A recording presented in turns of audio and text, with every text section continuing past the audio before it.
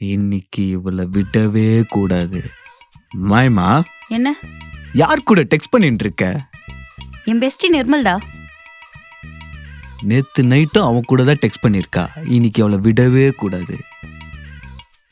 இவளை எப்படி பிடிக்கிறது? என்னடா யோசிச்சுட்டு இருக்க? நேத்து நைட் எத்தனை மணிக்கு தூங்க போறேன்னு சொன்னேன் கிட்ட? 9 o'clock. வாட்ஸ்அப்ல ஏன் 1 மணி வரைக்கும் ஆன்லைன்ல இருந்த? அத நான் சொல்லட்டா? உன் பெஸ்ட் நிர்மல் கூட டெக்ஸ்ட் பண்ணிருந்த, ஆமாவா இல்லையா? இல்லடா.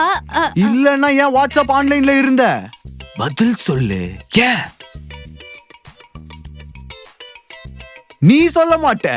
இது சொல்லும். எல்லா சாட்டையும் டெலீட் பண்ணி வச்சிருக்க. கண்டுபிடிச்சிருவான்னு. நீ இப்படி டாக்ஸிக்கா இருப்ப நான் எதிர்பார்க்கவே இல்ல.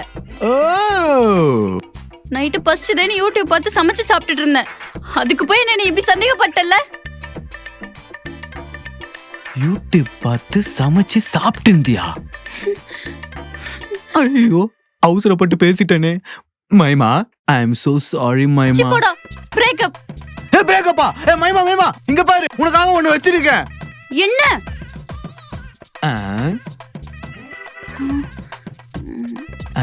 வாங்கிக்க.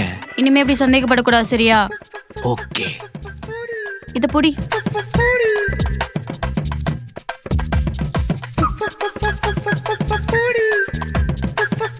நல்ல வேலை, 100 பால முடிஞ்சது. இல்லைன்னா 2000 ரூபாய் இருக்கும்.